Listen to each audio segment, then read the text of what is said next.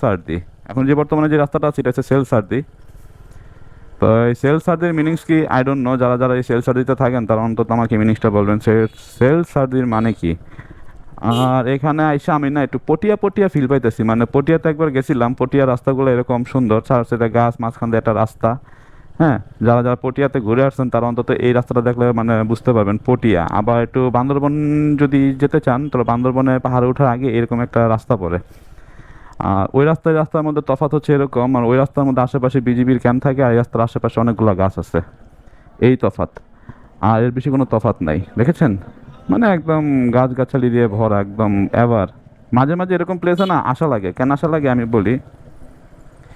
Green চোখের জন্য অনেক ভালো, সবুজ চোখকে রিফ্রেশ করে দেয়। আসলে এই পোলাপাইনটা যাইতে পারবো কেন জানোস? কারণ ও সেই এলাকার স্থানীয় বাইকার, বুঝছস?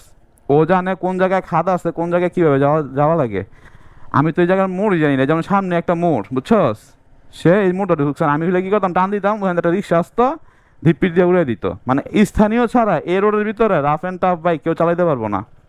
আর আমার চালাইতে হলে বুঝে চালাইতে হইব। যেমন স্পিড ব্রেকার কই আছে আমি জানি না, তখন নিয়ে নামতে নিয়েছি, ঠাস করে স্পিড ব্রেকার চোখের সামনে পড়ে গেছে। তখন কি একটু মানে ইয়ে হয়ে গেছি, মানে সতর্ক হয়ে গেছি, না বাবা এখানে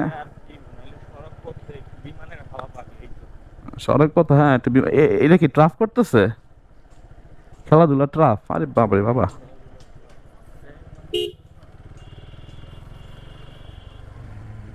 এখন কোন দিক? সোজা? আমি কি সোজা? সোজা?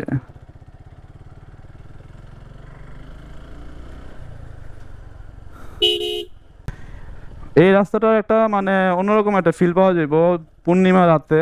ঠিক আছে, একদম আকাশ ভরা চাঁদের আলো।